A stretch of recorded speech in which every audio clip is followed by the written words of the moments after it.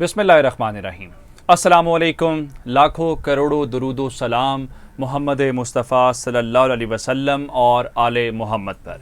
मैं हूं उमर दराज गोंदल और आप मेरा यूट्यूब चैनल देख रहे हैं। सबसे पहले आपको पंजशेर की अपडेट देंगे और आपको बताएंगे कि आज जब ज़िला एक फ़तह हुआ तो उस ज़िले के बाद अब तालिबान जो हैं वो सूबाई दारुल हुकूमत की जानिब कैसे बढ़ रहे हैं और बाज़ारिक सूबे के ज़िले के जो दरो दीवार हैं वो तालिबान ने कैसे हिला के रख दिए। ये तमाम तफसीलात बताएंगे और फिर ईरान ने तालिबान की बहुत बड़ी मदद की है। एक तो पहले ही बहुत ज़्यादा असलहा जो हमने 85 अरब डॉलर जिसकी मालियत बताई थी वो हाथ लगा है, लेकिन आज ईरान ने भी कुछ असलहा और बख्तरबंद गाड़ियाँ तालिबान को भेजी हैं। ये क्या मामला है ये भी बताना है। और फिर तालिबान से मुज़ाकरात के लिए कतर का वफ़द पहुंचा है और बताया जा रहा है कि हुकूमत की मुशावरत मुकम्मल हो गई है। पाकिस्तान और कतर के वफ़द पहुँच गए हैं। इसका मतलब ये है कि हुकूमत साजी का जो ऐलान होना है उस तकरीब के अंदर इन्होंने शिरकत करनी है। और अमरीकी भी परेशान है, लेकिन उन्होंने बजाय इसके पाकिस्तान आते, किसी और मुल्क में जाते, चीन जाते, उन्होंने अरबों का इंतखाब किया है। अरब ममालिक का दौरा करके वो शुक्रिया अदा करेंगे सारे मामले के अंदर। और फिर जो काबुल के अंदर तालिबान के खिलाफ एक बहुत बड़ी साजिश, वो साजिश तालिबान ने पकड़ ली है और तालिबान ने बता दिया इसके पीछे मकसद क्या, हर कौन लोग हो सकते हैं। अगर आपने अभी तक हमारा चैनल सब्सक्राइब नहीं किया और आप चाहते हैं कि आपको मुस्तनद और बरवक्त खबरें मिले तो हमारा चैनल सब्सक्राइब कर लीजिए, बेल आइकन के ऊपर क्लिक कर लीजिए ताकि हमारी आइंदा आने वाली वीडियोस बर वक्त आप तक पहुंच रहे। मैंने आपको आज सुबह सवेरे ये खबर दी थी कि 7 में से 4 जो ज़िले हैं वो तालिबान के कंट्रोल में आ गए हैं और उसमें जो इंपॉर्टेंट ज़िला था वो खेंज का ज़िला भी है और दरा के मुतालिक मैंने आपको बताया वो किसी वक्त भी फतह हो सकता है। अच्छा, अब जब 4 ज़िले फतह कर लिए हैं और इनमें से ज़िलों की कुछ की हदूद जो है वो सूबाई दारुल हुकूमत बाज़ारक के साथ लगती है। अब जो बाज़ारक है तालिबान ने उसको टारगेट के ऊपर ले लिया है और इस वक्त जो सूरत हाल है कि अगर सूबाई दारुल हुकूमत बाज़ारक फतह हो जाता है तो इसका मतलब ये होगा कि पंजशेर का पूरा सूबा फतह हो जाएगा।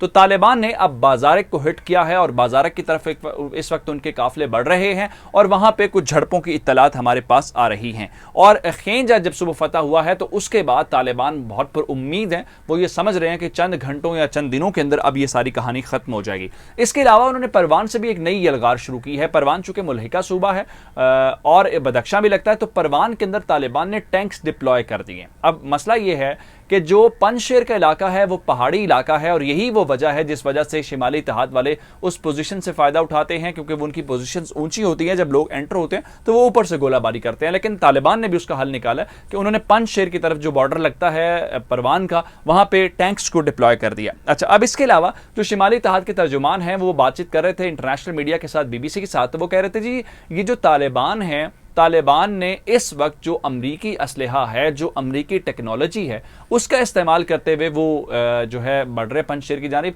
और उन्होंने ये कहा कि पंजशेर के अंदर जो टेली कम्युनिकेशन का निज़ाम है उसको इन्होंने चूंकि मुतासर किया तो हमारा राब्ता नहीं हो पा रहा। अब आप लोग कह रहे हैं जी अगर वो वहाँ पे कॉन्टैक्ट नहीं हो पा रहा तो उसकी क्या वजह है, या फिर ये अमरुल्लाह साले कैसे ट्वीट्स कर रहा है। तो हमने आपको बताया था कि तालिबान ने सिस्टम बंद कर दिया है, लेकिन उन्होंने कहा था हमने मुतबादिल जरिए से कोई ना कोई उसका जरिया लगाया हुआ है। आया वो सेटेलाइट के जरिए है, आया किसी मुल्क ने उनको टेक्नोलॉजी फराम की हुई है, तो उसका कोई ना कोई जरिया उनके पास मौजूद है जिस वजह से हो रहा है। अब आगे चलते हैं। गुलबदीन हिकमत यार भी आज बोले हैं और उन्होंने कहा है, गुलबदीन हिकमत यार चूंकि तालिबान की मदद कर रहे हैं पंजशेर के मामले के ऊपर, उन्होंने कहा है कि मैं पंजशेर के लोगों से रिक्वेस्ट करता हूं कि वो जाती मफाद के लिए जो चंद लोग हैं उनको इस्तेमाल कर रहे हैं और उसकी बुनियाद के ऊपर वो पूरे के पूरे इलाके का अमनो अमान खराब कर रहे हैं। इसलिए आप चंद लोगों की खातिर पूरे सूबे का जो अमनो अमान है उसको खातिर में लाएं और उसको दाव पे ना लगाएं। ये आपके भी फायदे में है और इस मुल्क के फायदे के अंदर भी है। ये तो हो गई पंजशेर की अपडेट।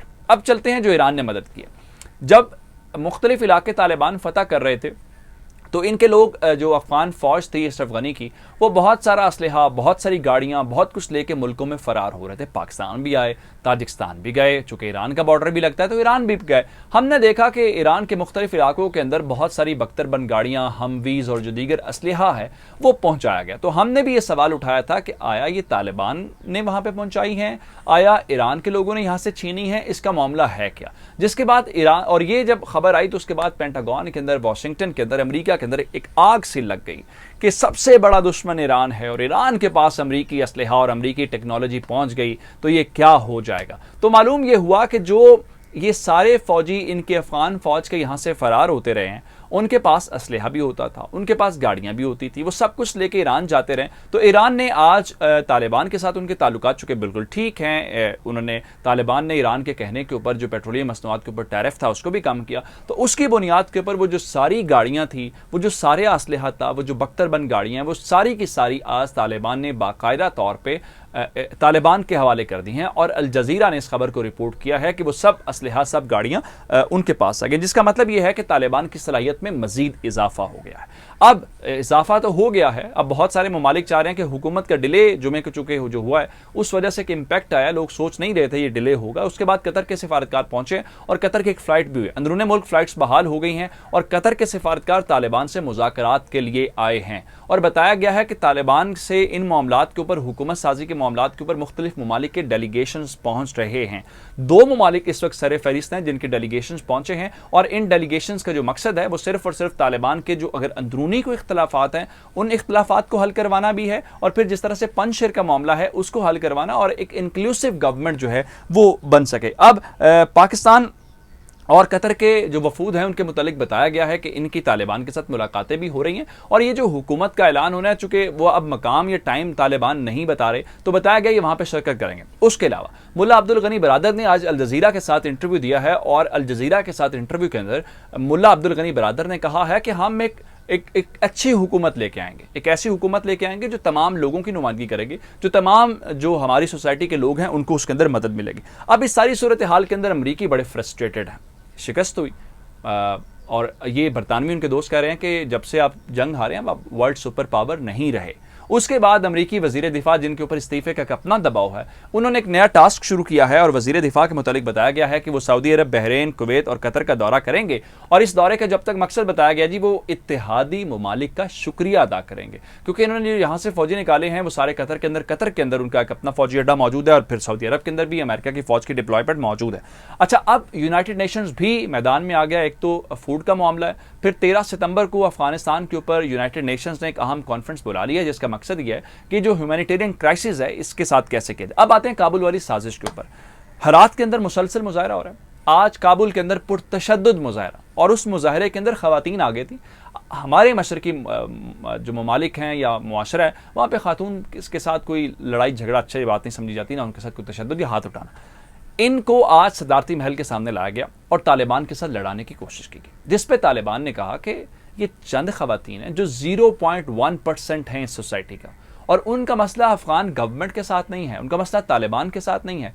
चूंकि वो ये काम करके बैनुल-अक़वामी तवज्जो चाहती हैं, वो चाहती हैं कि अमेरिका, कनाडा, बरतानिया, ये सारे ममालिक उनको बुलाएं, शहरियत दें, असाइलम दें, तो आप ज़रूर बाहर जाएं, आप जाना चाहते हैं या आपका हक है, लेकिन उसके लिए अफगानिस्तान को, तालिबान को बदनाम ना करें। अच्छा, एक और अच्छी खबर मैं आपसे शेयर कर देता हूँ जो अफगानिस्तान से मुतालिक है। हमने आपको बताया था कि जो इनकी सबसे बड़ी मनी एक्सचेंज की मार्केट है सर शहजादा, वो खुलने के मुतालिक बताया था, तो आज वो मार्केट खुल गई है, और ज़बीला मुजाहिद साहब ने इस बारे में ट्वीट भी कर दिया, जिसका मतलब यह है कि नॉर्मलाइजेशन की तरफ लाइफ जो है वो अब जा रही है।